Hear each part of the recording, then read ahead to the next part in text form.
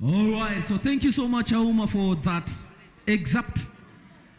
This is now the moment we move to bout number 9. Bout number 9 is the bantamweight category. Bout number 9 is bantamweight category. This is a match between George Itumo and Gregory Mutua. George Itumo in the blue corner. This guy is 61 kgs, meeting Gregory Mutua in the red corner. So ladies and gentlemen, introducing in the blue corner, George Mutumo.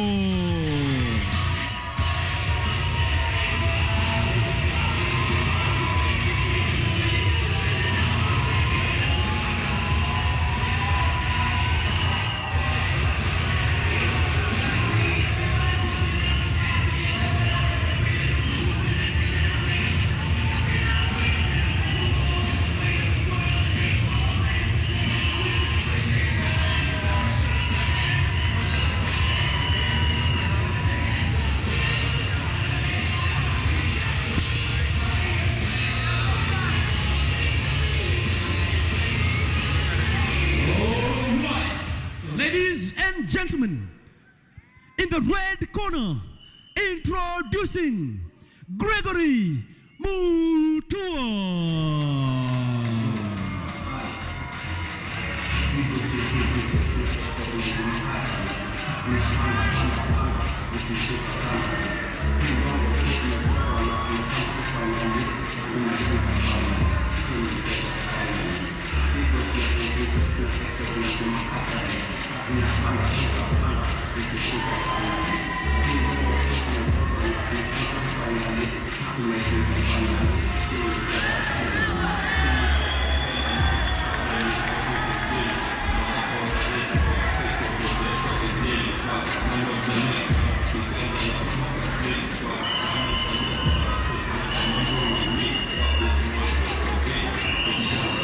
Great, and now as we come into our 9th bout of the night, bantamweight category, Geoffrey Mutua against George Itumo, the Maverick, who made his debut at LFNE7 and did not go well as it ended in a disappointing defeat of TKO in round 3 to Brand Serete Brayola, who has won today against Clinton Mjivane.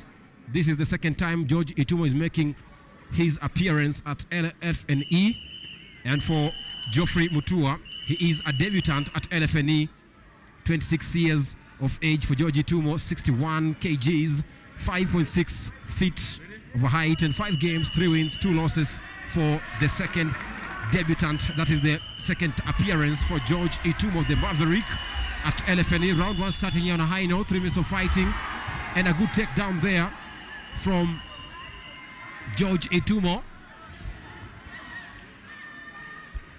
We will go with what we have here. George Itumo with a good takedown there inside the first round. 2 minutes of fighting, 30 seconds remaining inside round 1. 2 minutes, 30 seconds remaining, Sagini. Great.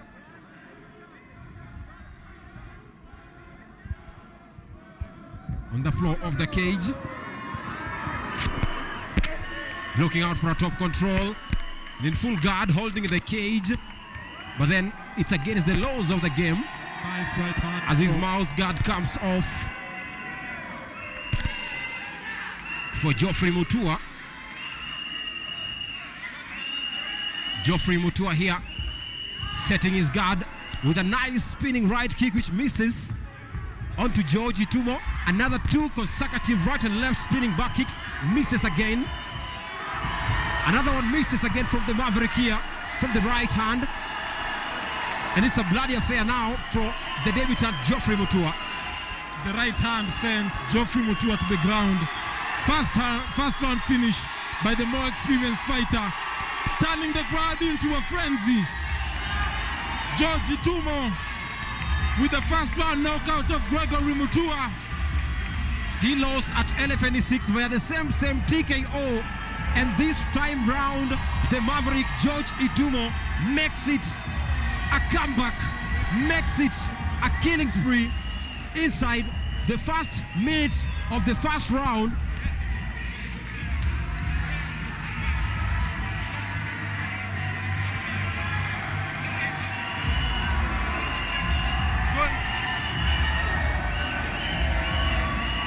A creative, sweet victory for the Maverick, George Itumo.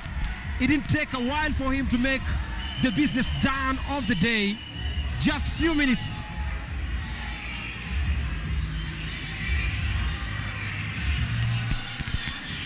Itumo gotten rid of Gregory Mutua. All right, because this is how things unfolded earlier on. Look at those spinning right kicks from Geoffrey Mutua.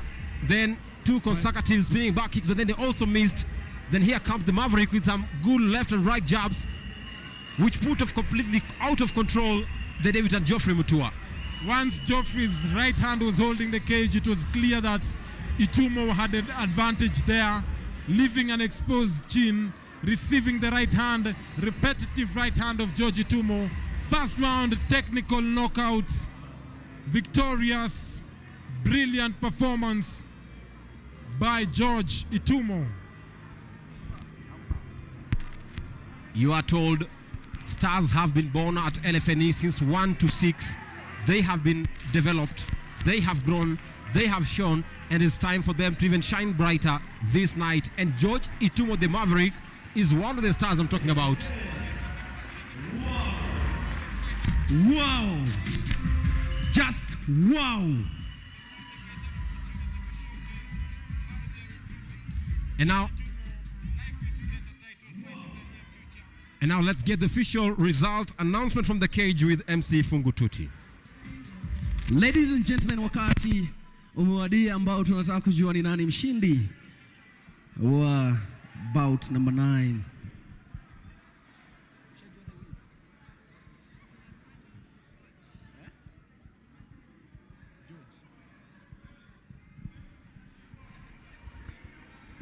Wow.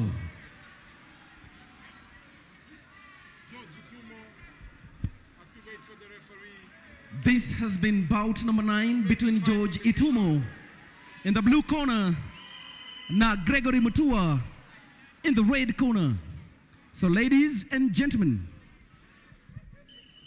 the winner is George Itumo. All right.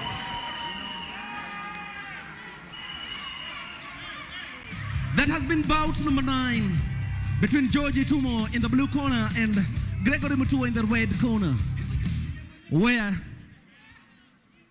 George Itumo has been the winner.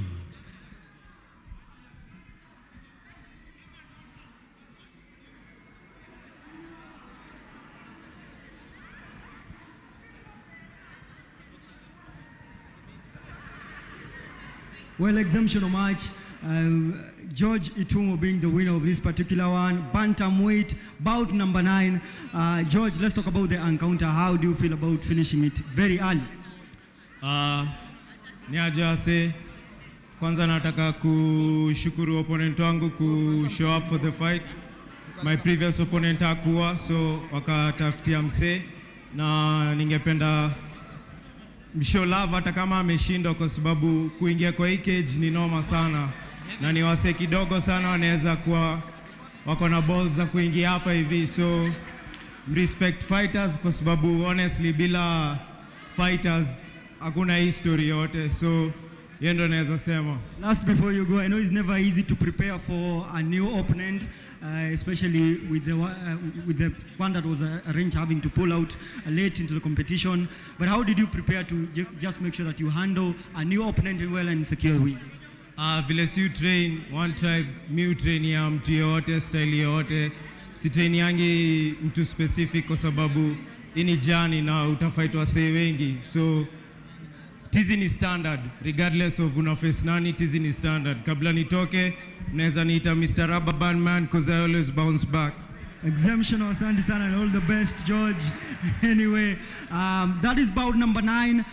One bout to go, which is the main one, the main on the card. I think that statement made even the people at the back, the gallery, are very happy.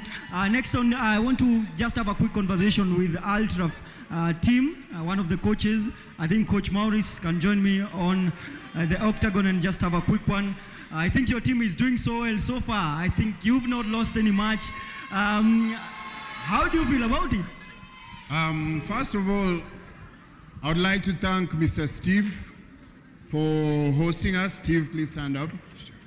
Everyone, please give a hand to Steve. Without him, we wouldn't have this platform. He's giving young people around the country a platform to perform, to showcase their talent. So thank you, LFNE, for all the opportunities. As for Team Ultra, I mean,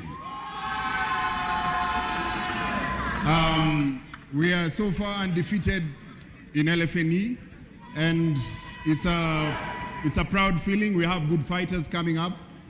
They train hard, they show up, and they come and showcase their talent. I think it always needs to, always good to have an ambassador, someone who can be able to push the game. From how your team is organized, I think someone who is watching MMA for the first time in Kenya would be interested. With the whole team, what does it take to make sure that everything stays organized? You can be able to honor as many MMA fights as possible. And of course, not just be participants, but as well as win. To get into this cage needs discipline. You have to train every day. Our fighters train twice a day, every day, and you can see it. So for anyone who wants to get involved in the game, you need the discipline to train, first of all, and you need the heart to step into the cage. And respect to all the fighters who've stepped into the cage today. A big hand of applause to all of them. Winners, losers, they've given us a good show. And I mean, I will also want to thank all the fans who've showed up to support this game. This is something new. We're trying it out. Please come support, tell people, take videos, showcase it, and tell more people to come next time. Morris, before you go, I think LFNE6 was tough for us Kenyans. I think the Ugandans, they came and they took all the titles.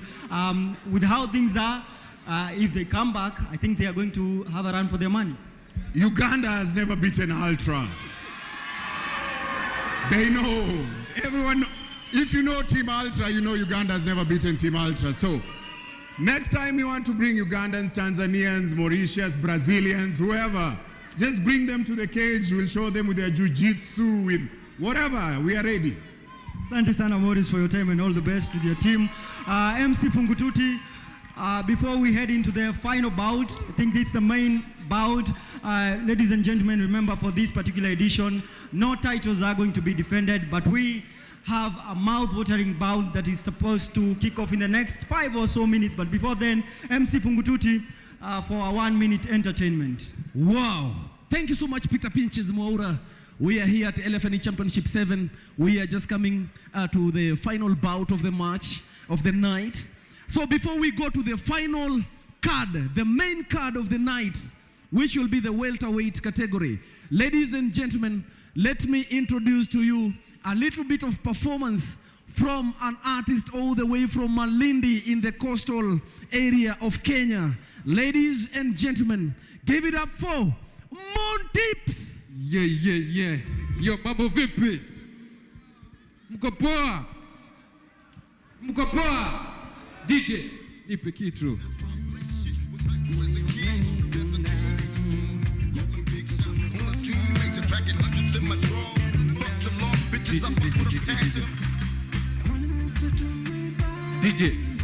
DJ kiasi.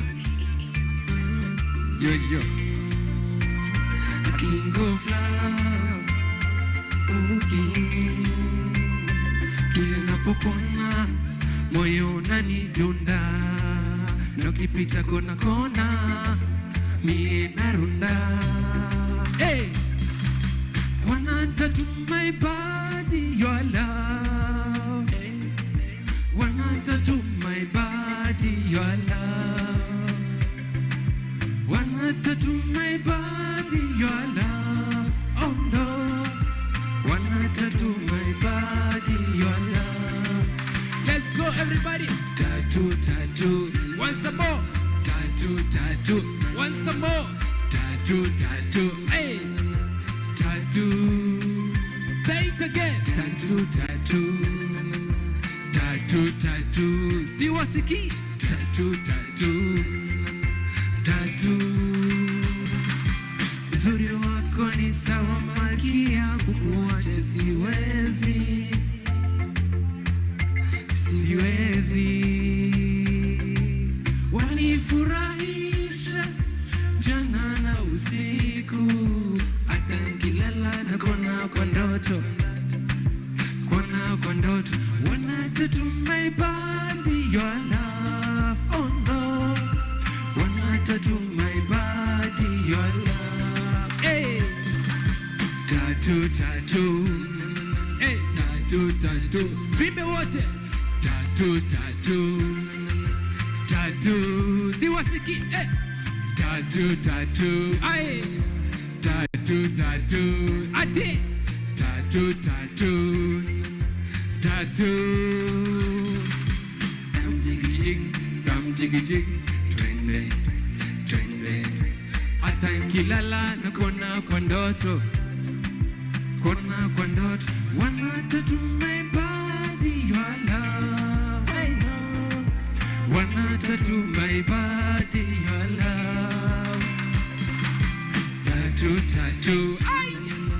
Tattoo, tattoo. Twende. Tattoo, tattoo. Tattoo. See what's the key? Tattoo, tattoo. Tattoo, tattoo. Aya. Tattoo, tattoo. Tattoo. Tattoo, tattoo. Hey. Tattoo, tattoo. See what's the key? Tattoo, tattoo. Hey. Thanks so much. Wapi kelele ya Mount Tips? All the way from Malindi, the coastal city of Kenya. Ladies and gentlemen, that is Mount Tips. So ladies and gentlemen, time has come for the final card of the night, the main card of the night, the main fight of the night. Ladies and gentlemen, the welterweight category. Help me. Before Fungututi, you introduce, I think we have something from Eboso. All right. Tuko na kauli kidogo from one of our fighters in the main card. But before then, ladies and gentlemen, a round of applause to all our fighters. Piga makofi kidogo to all our fighters in the last 9 bouts. Makofi kidogo, and of course pia shout out to our team Dr. Fred Okengo, as well as some of our judges, Alphonse Wanzala, Peter Karanja, Tyson Oyugi, Bravin Wasike, Kennedy Kopala, and center referee, of course, Peter Karanja, for the exemption work. I think they have made this a success. Amasio, listening into what Eboso had to say before we introduce the fighters into the ring. Kwa majina naitwa Amos Eboso aka Lion. Fight ya kesho tumejiandaa vizuri, mambo na locks tumeprepare kiasi kushinda hapo nyuma sisi tulikuwa down kiasi, kisa hii tumeimprove, so expect more kesho na improvement kiasi. Upande wangu namwambia tu akae ready, kwa sababu hii sasa itakuwa kama last. Hii kuna improvement, kuna changes kubwa sana kwa mafans, nawaambia tu watokee waone fight, wa stream live zote. Niko ready, sitawaibisha.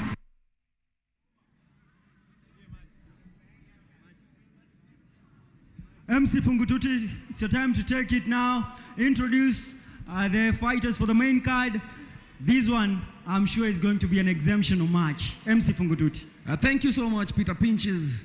Of course, this is an exceptional match. This is the main match of the night.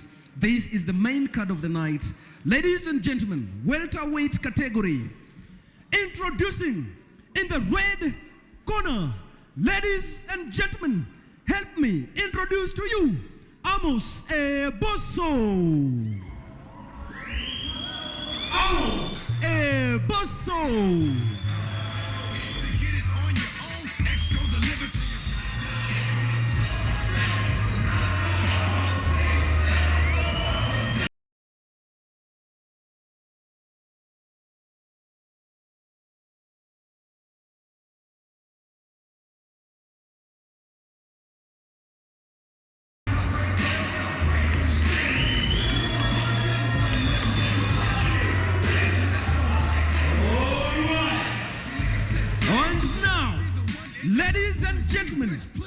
In the blue corner, help me introduce to you Stephen Wechuli, aka Cobra.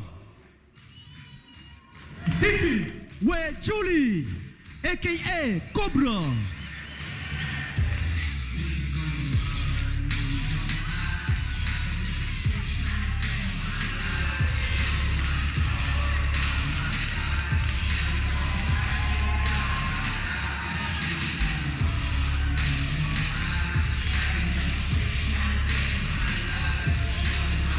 And Stephen Wechuli, the Cobra, in the welterweight category, 2 years older than Stephen Wechuli, 2 kgs heavier than Stephen Wechuli, with a 3-inch reach advantage over Amos Eboso. 10 fights for Amos Eboso, 7 wins, 3 losses. For Stephen Wechuli, undefeated in 3 fights. It is a welterweight category against Stephen Wechuli and Amos Eboso. Before we get into round 1, we get the official introduction from the cage with MC Fungututi. Come closer, guys. Come, fighters. You know the rule is there. No holding the fence, no pokes, no storming. Good fight. This is your final fight, eh? I want to see good, clean fight. Are you ready for fight? Are you ready, guys? Are you ready? Yeah. Ready? Yes, sir. Thank you. Welcome.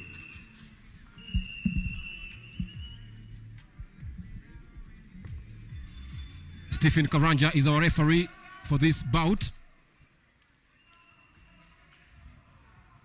Blue gloves for Stephen Wechuli and red gloves for Amos Eboso. He's the more experienced fighter here. Actually, it's Stephen, because Stephen has made 4 appearances at LFNE, with Amos Eboso making only 3. Generally, Amos Eboso has 7 fights. Right. Even though still Wechuli remains undefeated. Did Stephen Wechuli change his nickname? He used to go by the Cobra. He's still the Cobra. He is still the Cobra, which is normally emulating Israel Adesanya, the current middleweight UFC champion. He is good in boxing and ground fighting. On their feet, both men here. Remember, it is not a title fight. It is a main card, which is also a potential future title fight. 2 minutes in round 1. 1 minute chopped off here. Still 50-50. Too early to tell. Nice left. Nice hands by Amos Eboso. Rather reckless and brawling at this stage of the round number 1. It is like a street fight. Still calculated though, Amos Eboso with the calculated moves. Nice hook from the left for Amos Eboso. Another one right from the left again. Another right one on the ground. Stephen Wechuli must be off here. KO. This must be over. A countdown from the referee Karanja. To Wechuli. He is able to continue. He is able to continue. He is on his feet. Inside round 1. 1 minute and 10 seconds. It will continue.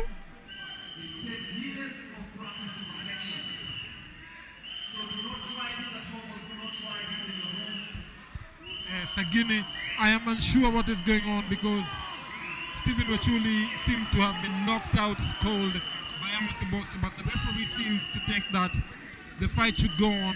Consultation still going on. We see here that he received an unguarded right hand, left elbow, right hand again for good measure. On the ground, I think it should go on because Wechuli is still able to stand on his feet. And so here, I think the referee decides that it will continue as things stand at the moment. Still for some consultations outside the cage here as time clocks by in the final bout of the night. Amos Eboso in red gloves and Stephen Wechuli in the blue gloves here. Earlier on, that left hook from Eboso put off completely Wechuli there. Then that left one again, then a right one completely put off, and the referee decides, let's continue, game on. Stephen Wachuli doesn't look like himself, not in his best form. Moving in and out of position against a very stable Amos Eboso, mixing up his MMA and Muay Thai stances. Rather alert, right hand to the face of Stephen Wachuli again, left hand, right hand again. Nice 1-2s from Amos Eboso there. Nice 1-2 again by Amos Eboso. Good right hands by Amos Eboso on the attack. Stephen Wachuli knocked out again. Surely this must be the end of the fight. I think so also.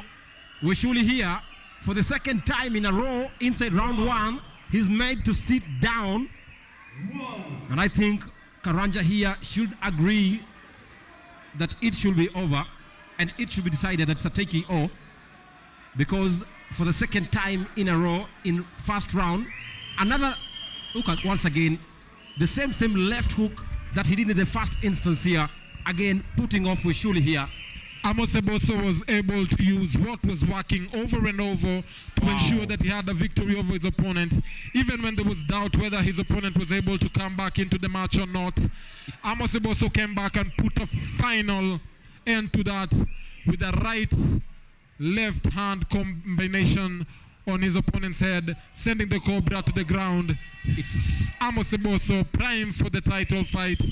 It was such a good victory here against a very able Stephen Wachuli Sagene. It was a good combination from the right and left hand of Eboso here. And I must say that it was a rampage mode and a killing spree for Eboso, the Lion, who is coming in to win once again after making his debut at LFNE7 in the same venue at Amphitheatre November 2021, where he lost the debut title fight to Julius Osodo Wafula via decision. But this time round, it is a win for him. Does that make him the de facto lightweight champion? Because if he did beat Wafula, who had the title, and he has beaten Wachuli, who was number 1, he lost to Wafula Osodo. So Wafula Osodo still retains the title. But there's been an instance of non-appearance by the title holder there. For almost 2 editions now. No, he has not appeared for fights, and he has not appeared in the fan stands. So leaving his fans wondering what his position is while he still holds the title. And potentially for Amos Eboso, if he lost to a title fight at LFNE6, at LFNE5 to Osodo Wafula, and this is a kind of like a title fight, but then only a main card without a title, and if he can manage to win via TKO, then it means he is also, or he qualifies to a title fight in the future events at LFNE. Yes, agreed, Sagini. He must be ready for the rematch against Wafula Osodo. My prediction being that Amos Eboso is most likely your next lightweight champ at LFNE. For Stephen Wachuli at LFNE6, he won via decision against the Mantis, that is Kennedy Attila. But then this time round, it is a bad day in office for Stephen Wachuli, the Cobra.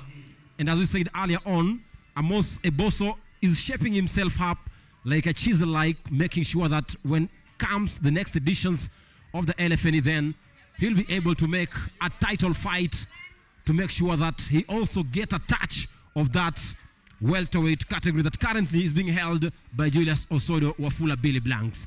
But before we end things here at KU Amphitheatre, let's get the official result from the arena with MC Fungu Tuti. For the final time.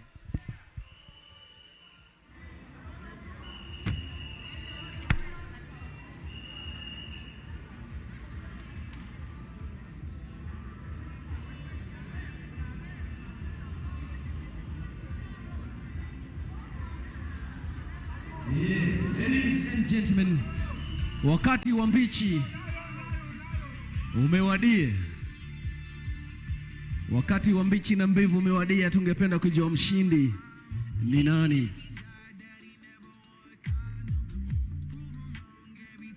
All right, ladies and gentlemen, and the winner is Amos Eboso. All right.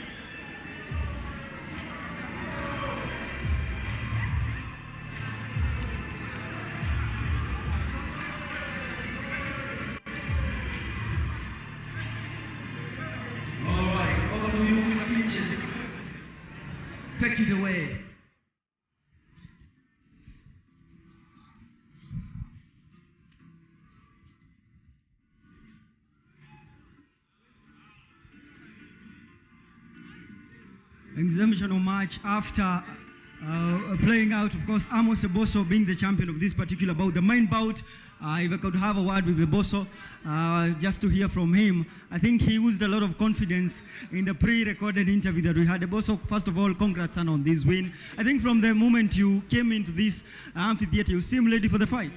Ulikuwa ready sana for hii mechi bana? Yeah, nimekuwa ready, nimeprepare vizuri kulingana na my coach alisema tu artist keep calm na uendelee mbele, unaona. So kila kitu kwanza ulipanga umefanya hapo kwa ring ama kuna vitu umebakisha kidogo? Bado mingi zimebakisha kiasi, lakini imeisha haraka sana, sikuwa tarajia kama itaisha haraka hivyo, unaona. So locks ja apply bado, unaona. Julie alikuwa unbeaten. I think this is the first match ame lose. How does it feel? Yani wewe ndio umempatia the first loss kwa career yake ya mixed martial art. So kwa fight zake nilikuwa nimesoma kiasi, nikajua kama kwa unbeaten so itabidi 3 rounds ziisha kwanza, unaona. So nilikuwa nataka nipige game, acheze hard, unaona. Hongera sana and all the best even in the I think some of you mnapiga pia some martial arts zingine, Muay Thai, all the best in the future. Ladies and gentlemen, that is Amos Eboso, the winner of today's main bout or main fight, which was bout number 10. It's been exemptional. I think you've been nice audience for the whole of the night. Jason Sagini has been on the commentary booth. I think he has a lot of insight in terms of what he has observed from back there. Sagini, if you could join me on stage and just to get to hear whether maybe your expectation before the matches, before LFNE7 kicked off, has it lived up to the expectation that you had when you walked in Kenyatta University Amphitheater? I think they lived up to expectations because, as I said earlier on before the show started, we had 13 debutants for this edition outside or out of 20 fighters inside the edition. And I think they put up a good fight. If you look at the first fight, the second fight, and the third fight also, they were vigorous, they were kind of exciting, entertaining for the fans in the arena. So I think they lived up to expectations. And also for this other main card, you could see the performance from Amos Eboso, who was making his third appearance after winning or after losing at LFNE5 against Julius Osodo Wafula in a title bout that time in the welterweight category. But this time round, he makes his third appearance into the LFNE. He wins it via TKO in the first round. That tells you something, and it sends a message to the organizer of this event, because it tells you that he is somebody who can make up or can put up a fight which is worthy to be a title fight in the future. Because if you can make a third appearance and win via TKO in the first round, then for sure, Pinches, this means that he should be given a chance for a title fight in the future. But then also for other fights, if I can talk about the fighters from the Ultra Fitness Gym, they are good. You can see until now, they haven't lost any match when they come into LFNE. They have had second appearances for Brayola, Brian Serete, second appearance of the night at LFNE, still able to win via TKO. You could say, or you can say, or you could see also with equal measure that fighters from UFC, that is the Ultra Fitness or Team Ultra Fight, they are good and they have shaped up to be one of the powerhouse of LFNE, because they haven't lost yet a game. For all the fighters that they've had or they brought in at LFNE, it's been marvelous. It's been a good show from them, and I can say they should keep it up. I think it's, even in football or in any other sport, it's never easy coming in as the unbeaten competitor. I think, do you think like maybe Ochuli, some nerves got into him before the match? I think he came in with a lot of pressure, being the unbeaten fighter in this particular match. Yeah, I think he came with a lot of pressure because once again, he was making his fourth appearance inside LFNE after making his debut at LFNE 2. And if you take history back at LFNE 5 in the same cage arena, he won via decision in the second round. But this time round, things unfolded. And I can say it's a bad day in office for him, because as a sport, there is a loser, there is a winner, and there is also a draw for them. So for him, I think he should go back to the changing room. He should go back to the drawing board, try to calculate, watch the videos back again, and see where he made strong, because I think he was under pressure in the first round. Keeping in mind that it was a main card, because you see it was something that kind of looked like a title fight, but then it was only a main card. So for him, I think he should go back to the drawing board and try to find out where the mistakes were. Sagini, we know that we are both analysts. When we start analyzing these, we might never finish. I want to let you go as I prepare to have a conversation with the LFNE president, Mr. Omwega. Of course, also have a conversation with the director of KUTV. I think they have the people who have been able to make sure that this thing is a success. A quick one.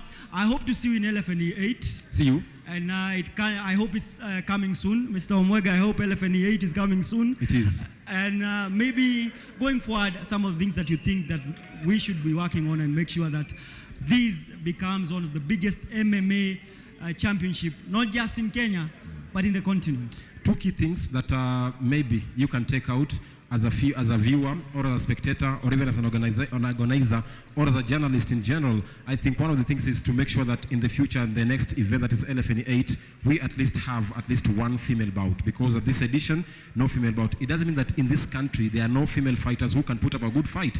There are so many of them. And also in the future, try to reduce the debutants in the main card, and also put up at least 2 title fights which will put up a good measure and a good pay for the fans. Santi Sana Sagini, it's always a pleasure to talk to you, and I hope, by the way, I hope to see you in LFNE 8, and it can be soon. See you too, thank you. President LFNE, Mr. Stephen Omwega. First of all, 15 minutes outside here seems to be very little time. Absolutely. But I think you are not new to MMA. You know 15 minutes in there is never easy. It's crazy, I'm telling you. First off, before I could say anything, I'd like to appreciate the fans. Thanks for coming today. And MMA is quite tight. There are quite some controversies, and I think when there are controversies, that's when you get to learn, because this is a new sport in the country. We are trying to introduce MMA. There are serious fans here. We have a group called Knockout. So these guys know the rules. That's why you've seen them shouting and here and there. But some of our local coaches and referees, they're still learning in the process. So the more the controversies, the more we keep learning day in, day out. People are watching in South Africa. I think before the show you told me that even the Ugandans are following on LFNE to just see some of the fighters that they can maybe prepare to come and challenge. Let's talk about what you planned. Did everything work? Well, I can say as per the outcome and the show, the expectations were met. And probably we went beyond the expectations. The game has been okay. The fans have interacted with the game. They were quite happy. And talking of the Ugandans came to Kenya and they took our belt with them. So the Ugandans are good. The only team that they're afraid of, frankly speaking, is the Ultra Fitness team. They are very good. And of course, South Africans, we have one of our fighters called Paris Githaiga. She made our MMA debut in LFNE1. She was with us up to LFNE4. Then after that, she was recruited to go to EFC. And we have one of our guys, Mr. William Odino. He's participating in the scaffold search. So around November 5th, he's headed to Mauritius in the Professional Fight League. Our first guy to sign into the Professional Fight League. Mr. Very tremendous. Mr. Omwega, I think you have preempted what I was about to ask you about the success story of LFNE. I think it started as a dream, LFNE1. Now we are in LFNE7, and hopefully we can get a better and bigger LFNE8. How does it feel that finally the dream is paying off? And even I've seen the fighters, they're appreciating your work. Well, I can say so far there isn't much feeling because we are not yet there.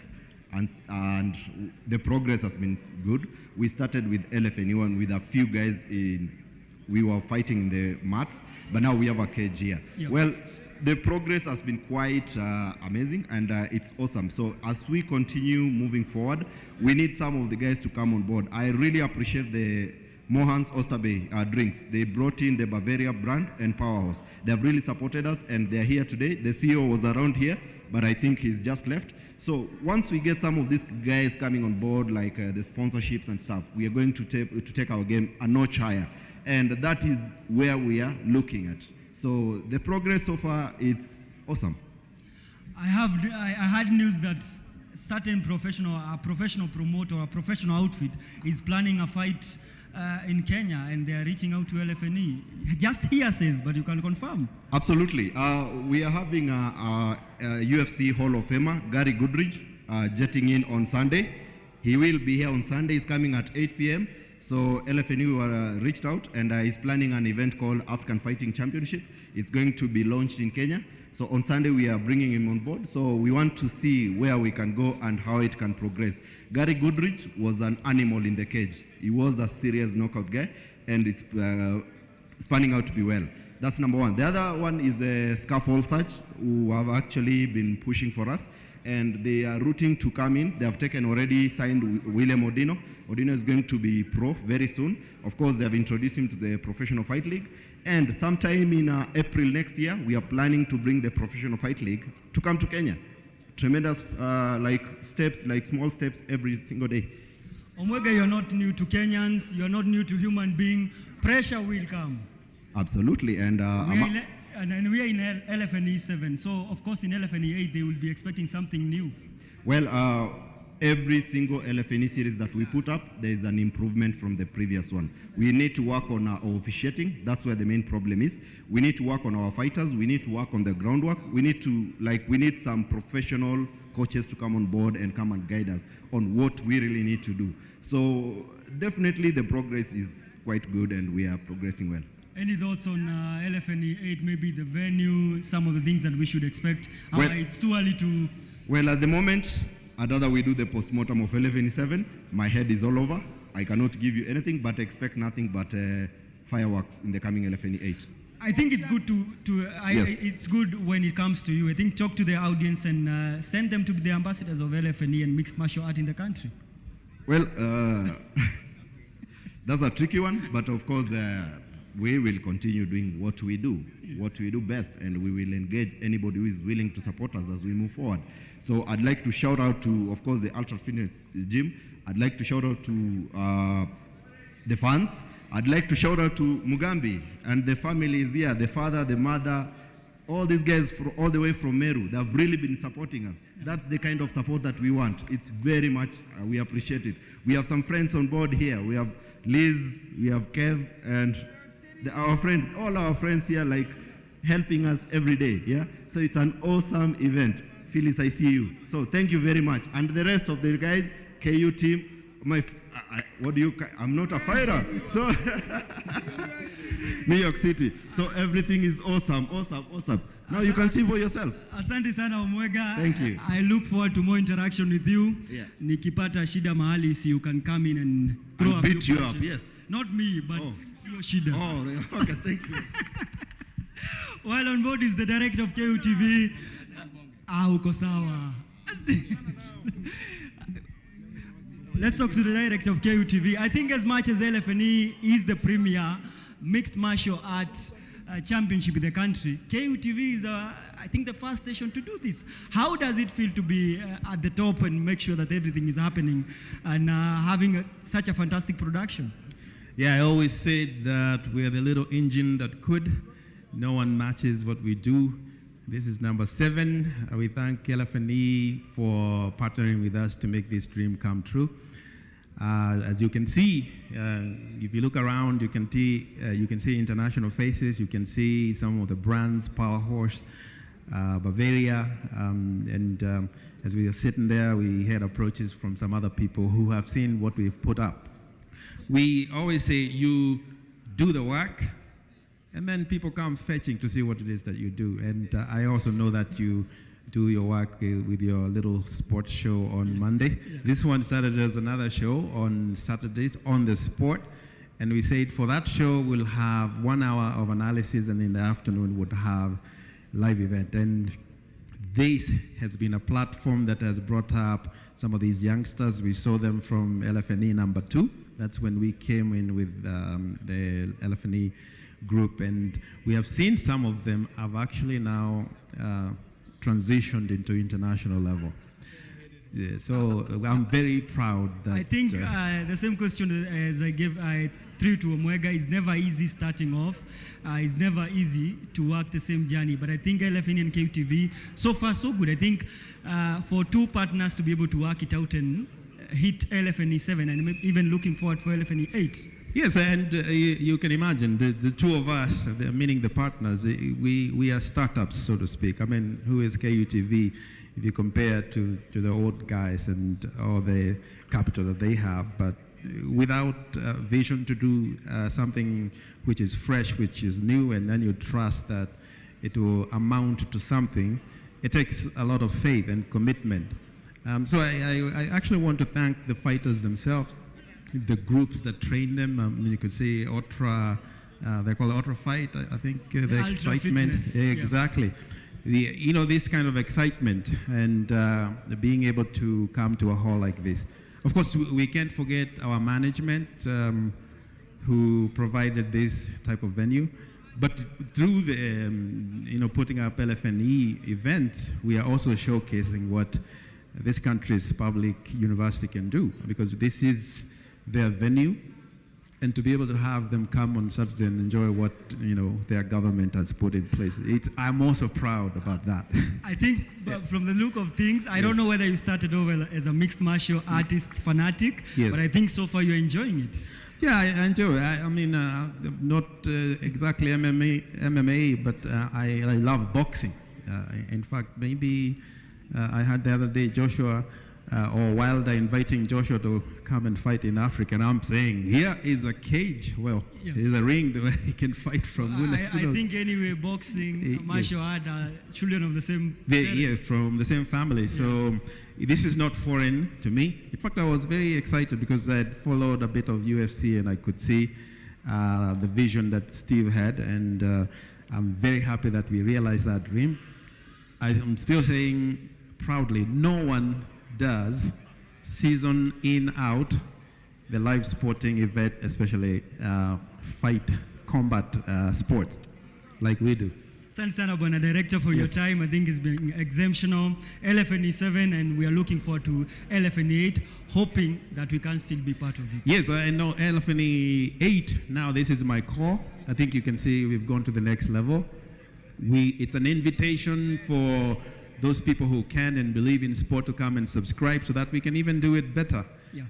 This one we do it in-house, but you can see the crowd we've pulled, which is international, with the little that we can. So supposing anyone listening and sees the content that we are televising through sport and active participation on live action like this, if they come on board, we can even do a better job. Thank you, Sana, for your time, Bwana Director. All right. It's always a pleasure to have a conversation with you. Yeah, same here. Hoping that LFNE8, I'm looking forward to LFNE8. And well done. You did. This is your first time to do this, and I'm proud. You're not fired.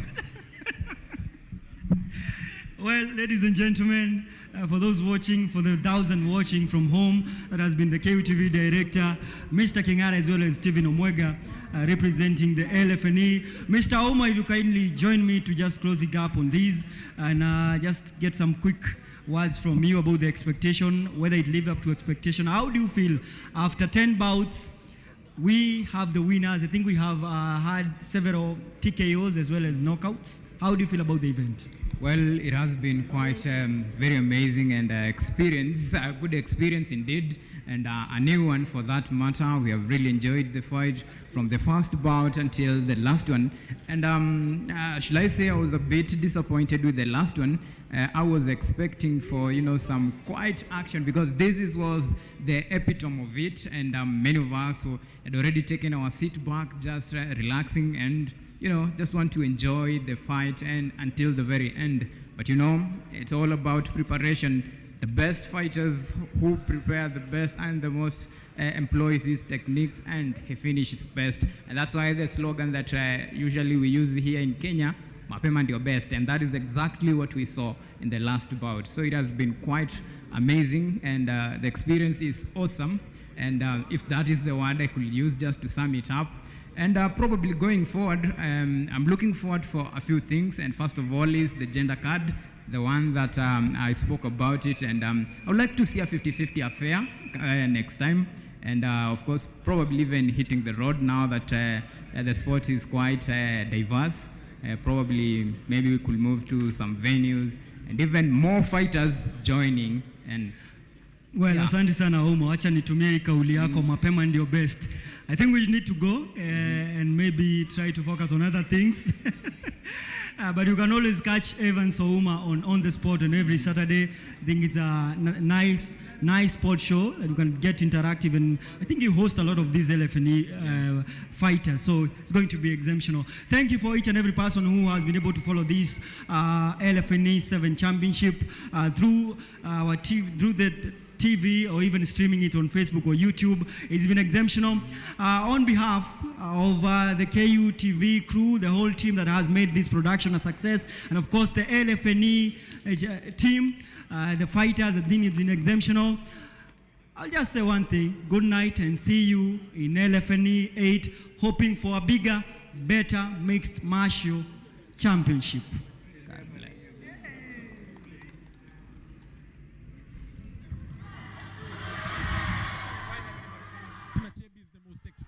fight. Nice takedown. Nice takedown, wrestling An takedown. appearance at LFNE. And now the receiving end. On Great some ground and pound by right Brian pound. Nyambane. Some good elbows here. elbows. This should be consecutive right and left spinning back kicks. Misses again. Another one misses again from the Maverick here. From the right hand. And it's a bloody affair now for the debutant Geoffrey Mutua. Nice hook from the left for Amos Eboso. Another one right from the left again. Another right one. Eboso there. Nice 1-2 again by Amos Eboso. Good right hands by Amos Eboso on the attack. Stephen Wachuli knocked out again. Surely this. Eboso! All right.